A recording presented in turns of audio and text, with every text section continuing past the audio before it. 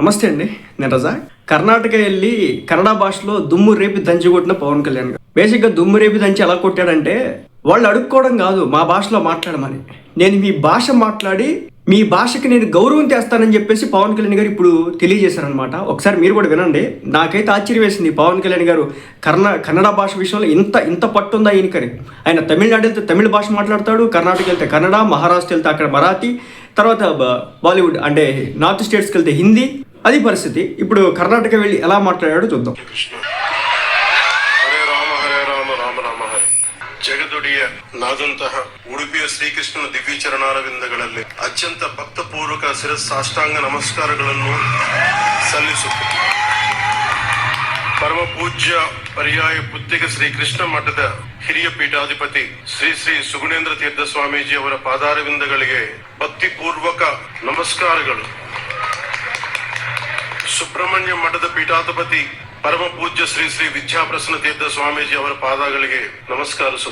ಪರಮ ಪೂಜ್ಯ ಪರ್ಯಾಯ ಪುತ್ತಿಗೆ ಶ್ರೀಕೃಷ್ಣ ಮಠದ ಕೆರೆಯಪಟ್ಟ ಶ್ರೀ ಶ್ರೀ ಸುಶ್ರೀಂದ್ರ ತೀರ್ಥ స్వామీజీ ಅವರ పాదಗಳಿಗೆ నమస్కరిసు.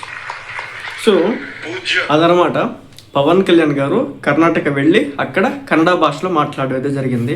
బేసిక్గా పవన్ కళ్యాణ్ గారి గురించి చాలామంది ఇష్టం వచ్చేటికి విమర్శలు చేస్తూ ఉంటారు. ఆయన ఏం చదువుకున్నాడు, ఇంటర్ ఫెయిల్ కదా, ఇంటర్ ఫెయిల్ అయినోడే ఆక్స్ఫర్డ్ యూనివర్సిటీలో ఇంగ్లీష్ స్పీచ్ ఇచ్చిచ్చినాడు. ఆ తర్వాత అనేక ఎడ్యుకేషనల్ ఇన్స్టిట్యూట్స్లో పవన్ కళ్యాణ్ గారి పిలిపించుకొని మరి అక్కడ ఉన్నటువంటి స్టూడెంట్స్ అందరికీ మోటివేషన్ లాగా స్పీచెస్ ఇచ్చినాడు. అదేవిధంగా తమిళనాడు వెళితే తమిళ భాషలో అక్కడ వాళ్ళతో కాన్వర్జేషన్ చేస్తూ ఉంటాడు. ఇంకా మరాఠీ సంగతి తెలిసిందే. మొన్న మీరు ఓజీ సినిమాలో చూసినారు కదా, పవన్ కళ్యాణ్ గారికి మరాఠీ అనే ఒక భాష మీద ఉన్నటువంటి పట్టు.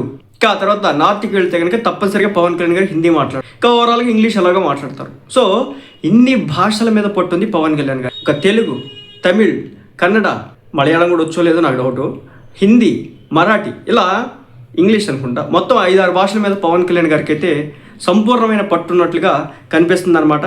కాబట్టి విమర్శలు చేసే ముందు అతను ఇంటర్ ఫెయిల్ అయినాడా, డిగ్రీ ఫెయిల్ అయినాడా, ఇప్పుడు డిగ్రీలు చదివేసి బీటెక్లు చేసేసి పీజీలు చేసేసి ఎన్నో ఎలగబెట్టేసి ఏం చేస్తున్నాం, 25,000 రూపాయల జీతం కోసం లేచినప్పటి నుంచి ఎగబడుతున్నటువంటి పరిస్థితి. కానీ ఆయన 12th ఫెయిల్ అయినప్పటికీ కూడా ఈ రోజున ఆయన స్టాండర్డ్స్ చూడండి.